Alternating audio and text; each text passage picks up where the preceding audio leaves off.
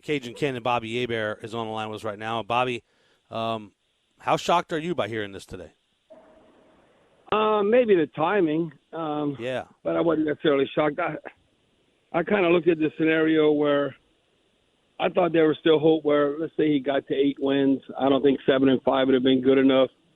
But if he got to 8 wins, I think then he really would have been on the hot seat next year.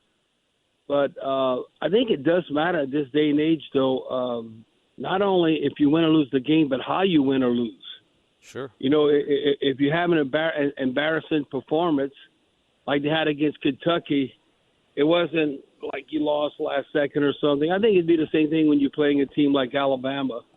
You know, if you have a good showing like Florida did against Alabama, I think people have to accept that because Alabama's at that level. You know, the SEC right now, except for Georgia and their defense, if they get quarterback play, I don't see anyone that could catch them. But then you look at, how things look at Jimbo Fisher. The week before, but they lose to Mississippi State, then he beats Alabama. So it's always, what have you done for me lately? And you got to win. The bottom line is you have to win. So I was somewhat surprised in the timing. I'm not surprised that Coach O's sticking around because I know he's not a quitter. He signed up to coach, these kids, and they came to play. You know, everyone was shocked how well and competitive they played against Florida, how their offensive line, which was soft as cotton throughout the season, and all of a sudden you get people healthy and the play calling, the schemes you're running, and all of a sudden it looks like after that game, Dan Mullen, what is Dan Mullen now on the hot seat in Florida? No, I'm saying that jokingly, but the bottom line is just have to win, and if you don't win, changes are going to be made. But as a Coach O is going to be all right. I think he's going to resurface somewhere else. I think he likes the college game rather than the NFL game. I think he truly enjoys recruiting. And but, one thing I always tell you is coaches compare to players. Well, that's why you want those big contracts. That's guaranteed money. And you get well compensated to go away. And I think a lot of people would like to have be in that situation if they had a job and then all of a sudden they're going to pay you to go away. So he's going to be all right, and I think he's going to land on his feet. The bottom line is, if you're going to coach and you coach a long time, you pretty much, if you coach at a high level, you're going to be like a military brat. Christian, I tell you that all the time. You're going to live north, south, east, west. And I look at Coach O. Look, he's coached in Syracuse, and I lived up there in the snow. He was with Jimmy Johnson in Miami and Dennis Erickson. Then he's at USC with Pete Carroll. So you continue to want to coach. You live in different parts of the country. And, if you coach long enough, you are going to get fired. That just comes with the territory. So the bottom line is big business now, and it's always what have you done for me lately. I don't know exactly without looking at the terms or what happened, but, people compare this when Coach O's maybe struggling to Gene Chizik. Look, Gene Chizik's now on the SEC network. He's on TV breaking down games, post game and all that on the network. And they won a national championship. Cam Newton. When Cam Newton left, I think after winning a national championship 2 years later, he was fired. So that's just part of the territory. And the bottom line is you got to win.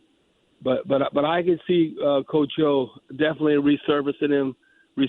And I know if I'd have told him this when we were roommates in college, that you can look into a crystal ball and you're going to come to a point in your life that you basically, you're older, but you're still in a golden year, so to speak. You just turned 60 and you're a multi-millionaire and you coach an undefeated national championship team, one of the greatest, if not the greatest, considering who they beat, where they were ranked. He would take that in a heartbeat. but it's your ego. You want to constantly continue to win, but he'll come out on top because the one thing I know, and coaches know this, is that he can recruit. He can recruit and get players. The one thing I think there might have been some miscommunication.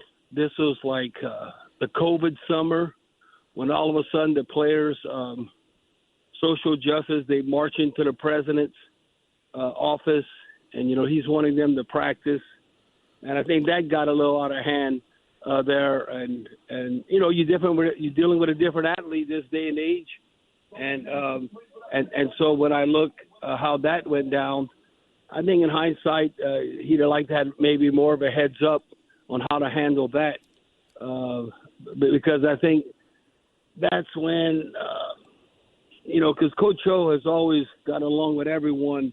And maybe some players thought maybe that he didn't have their back when that occurred. Yeah, Bobby, another thing that, man, you've been there. You've handled success. You've handled some stroke, the ability to move things and get things done. It's hard. And Coach O maybe didn't manage the power that he had very well. Do you agree with that and how hard that is? Well, I don't know. I'd have to be with him on a daily basis. When he was around me, he was very professional. I know Pete Carroll had his back. He got fired a couple of times in the NFL as a head coach. He goes and has success at USC, then he has success with the Seahawks. The bottom line is you got to win. When you don't win, they have to look at, why are we not winning? And, so they have to look at it. The one thing I don't agree with, because the time I was around him, his organizational skills, no, he's been around enough coaches that I don't think that was a problem. Maybe some assistant coaches, whatever, can't take tough coaching because head coaches, Coach Moore would get on all the assistant coaches, his assistant coaches all the time. And then this day and age, the players, I mean, I don't know, they can't handle tough love sometimes. You always got to build them up. And, it's different personalities, how you treat different players. But I don't know, it's different, Christian. I don't think a lot of that – they have to look for a reason, why you're not winning. It can't be that maybe some players aren't performing, but if you're the head man, you're held accountable, and that just comes with the territory. Bobby, do you think that – so judging by what you said about the organization stuff, so you think there's a good chance that some of these reports about having girlfriends and women – and kids at practice doing drills during practice, you think that could be perhaps speculation more so? That's blown out of proportion. If you win, you can have a bunch of kids. Jerry Glanville and all, they'd have practice there. Everybody would have their kids out there. I mean, there's different things. And as far as like what you're doing off the field and all that, there's a lot of coaches that might be in situations, or just look what happened with Urban Meyer. Now, if Urban Meyer don't win in Jacksonville, he's going to get fired. I mean, you can look and speculate about a number of different coaches, how they handle themselves off the field. Now, with social media, I don't think that's why you can't be taking pictures and all that kind of stuff. But if you win, people don't care about that. It's when you don't win, that's when that's magnified. But if you're winning, they don't – they would not hold that against you. So, again, they have to say, oh, look how you're representing, the university from a negative aspect. And, hey, you can – I mean, right now, I think they kind of like Lane Kiffin at Ole Miss. He might have a few skeletons in the closet. And, hey, but you win. You win, and they like the way that